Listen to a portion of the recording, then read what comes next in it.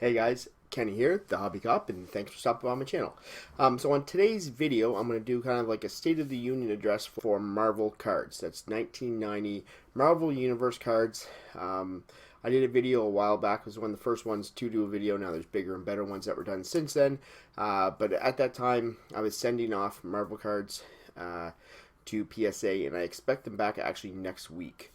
But the problem is, during that time, the Marvel cards have seen a sharp decline, so I just want to talk about that. So obviously, on the screen behind me, there'll be stuff that'll pop up, but I am talking about things like this: the 1990 Marvel Universe. Here's an Iron Man. Here's a Magneto. These cards, they got hot probably, I'd say, like 3 months ago, and at their peak, they were just selling for really unreasonable prices. So I sent some off. I sent off 9 originally to PSA to be graded. Like I said, those should be back next week. And since then, I sent off, I think, another maybe 3 or 4. So I get the question in a lot of my older videos that I posted about the Marvel Universe cards. I have a ton of these. These are exact words. I have a ton of these. They're all in great condition. Should I get them graded? The answer is mainly no. So now I'll clarify. So on the screen behind me, I'll put up some prices. But in their peak, let's see if I have any of the ones right here. I think I send off all the big ones. But like a Marvel, like a Venom, or even like an Iron Man back in the day. Some of those in the PSA 10 or the hologram ones were selling for $3,000-$4,000 a pop.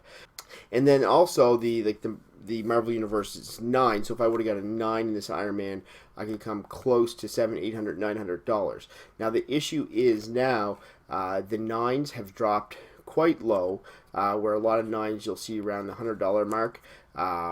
And the PSA 10 still hold a half decent value, and I think they always will for your big name players. So your Spider-Mans, your Venoms, your Captain Americas, your Hulk, the hologram ones. If you get a PSA 10 of those, you're always going to make profit. But the risk now is if you send off some of these cards, and they're notorious for being off-centered, like this guy over here is off-centered, you could end up with an 8, and you may lose money if you send an express, and a 9 where you're just going to make marginal money.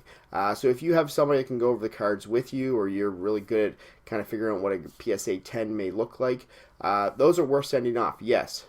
Like here's the case. So here's what I'm saying about the PSA 10. So if you get the PSA 10, here's the Spider-Man, the number 29 card. It's still sold in a pristine 123 auction for $2,500. So obviously that's worth it.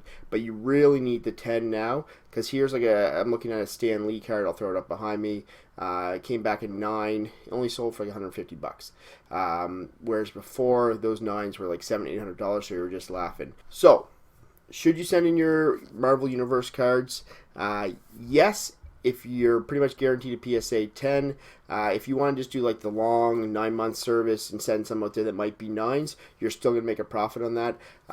What I'm doing is I'm sending out ones that I think are 10 on the 45-day service to get them graded, sell them, and then all my PC ones, the ones that I want to keep, I'll be setting off on the long, like 9-month service for $20. Just get them back and keep them in my personal collection. So that's just a little quick update about the Marvel market. Like, subscribe, and leave some comments, and we'll talk to you later.